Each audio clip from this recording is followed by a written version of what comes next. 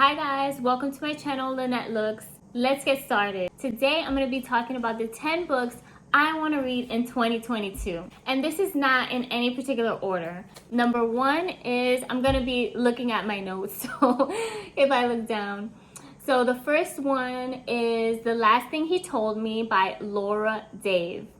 I'm going to try to just summarize it in one sentence if I can, or just a small little snippet so you get the idea of what the story might be about or what the story is. So this story is a mystery, and it's about a woman who thinks she's found the love of her life, and then one day he disappears. So this is going to be a good one. I'm really interested in reading it. And all of these books actually were really popular, very highly rated, and I'm really excited to read them and find out if I agree with the popularity of them all. And I hope that I really like them, because I really want to dive into some really good reads this year. And starting off the new year with these popular, highly rated books is really exciting, and I hope that you will follow me along in reading these books on my list. Number two is The Seven Husbands of Evelyn Hugo by Taylor Jenkins Reid. So I'll be referring back to my notes every once in a while to read what I got as summary to summarize these books, and just to let you know. It's about a Hollywood icon who's now ready to divulge all her secrets, the risk she's taken as a Hollywood star, the loves she's had, and the secrets that she has never told anyone. So it's supposed to be a really good book, and hopefully her life was super exciting with lots of tea spilled. This is going to be interesting, and again, very highly rated and popular among many. So hopefully this is a great read. Again, this is in no particular order. I just jotted them down. Number three is The Paper Palace by Miranda, Cowley, Helen. Some of these have been picked by Reese Witherspoon's book club.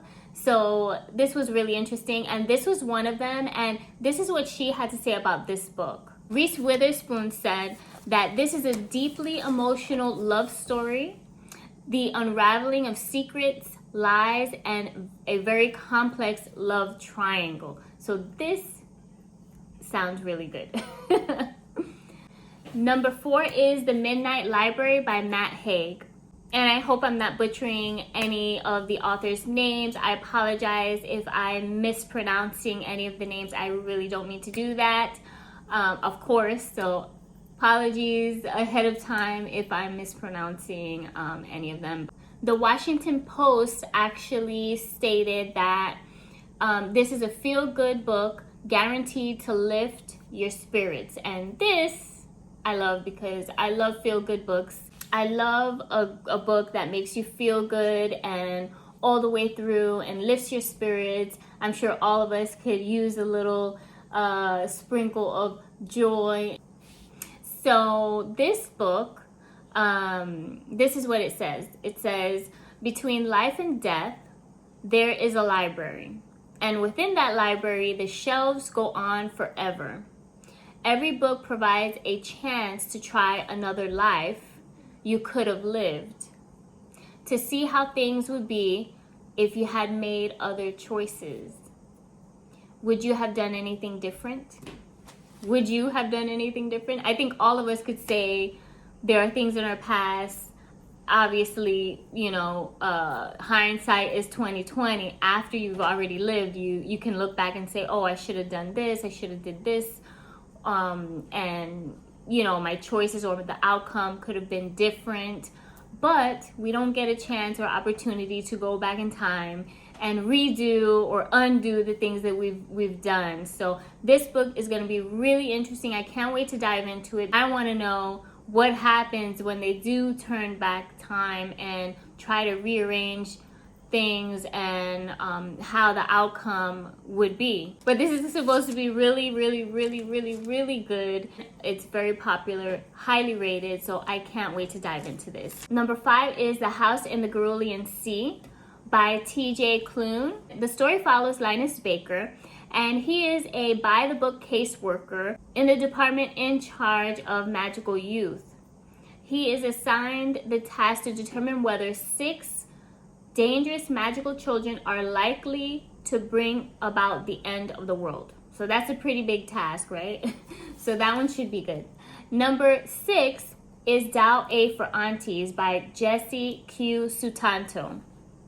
This story is a mashup of crime, romance, and comedy. This is going to be really good for me because I have yet to read comedy.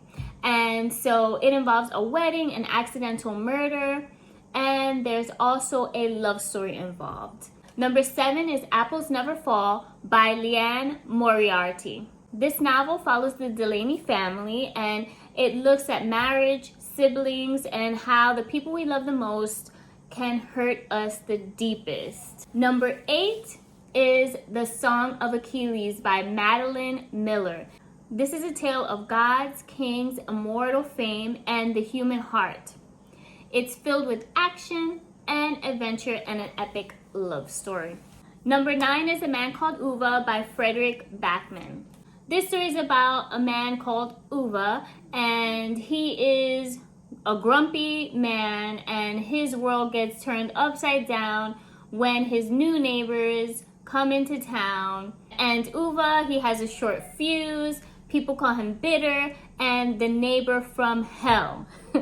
But in the story, we find what his background story is and why he is the way he is. Why is he so cranky? Why is he so angry and bitter? We will find out why he is the way he is. And the last on the list, again, not in any particular order, is The Kiss Quotient. And this book has been all over the internet when I was searching for books to read. And this one should not disappoint. It is by Helen, Hoang. So it follows Stella Lane, and she is 30 years old. She's an expert in what she does. She's an expert at math, and her job pays her really well, so she doesn't have to worry about money. She comes up with algorithms or formulas to predict customer purchases. And she's expert in her career, but then she is totally not an expert or have much experience in love life or in dating. She has less experience than the average 30-year-old woman, and in this story she is planning on diving into dating and learning how to the ways of the dating world, put it that way. And how she goes about doing that, I did read a little bit more about it. It's very, very interesting. She hires a male escort. So this is gonna be really, really, really funny, or it doesn't say this is a comedy, but I found that pretty funny, but very interesting. So I can't wait to read The Love Quotient. It is number 10, but not to be mistaken by the worst on the list. This is in no particular order that I put these in, and I'm really excited to get reading and get started on these 10. I don't know which one I'm gonna read first, but I'm kind of wanting to read the Midnight Library. It sounds really, really, really good. So these are my 10, not my only, that I will be reading in 2022. I can't wait to pick my next 10 that I'll be reading. I don't know how long it's going to take me to read these 10, but I do want to get a lot of books read this year. I'm not going to pressure myself. I want to make it fun, smooth, easy, and exciting, and really dive into all these amazing books that there are to read. So thank you for watching. If you stayed this long, please leave me a comment. What are you planning to read this year? What are you excited about reading, and what genre do you like the best? leave me a comment, and don't forget to click the like button and subscribe to my channel if you want to see more. It really does help support me in making more videos, and it also lets me know if you are liking the content. So thank you so much for watching, and I will see you on the next one.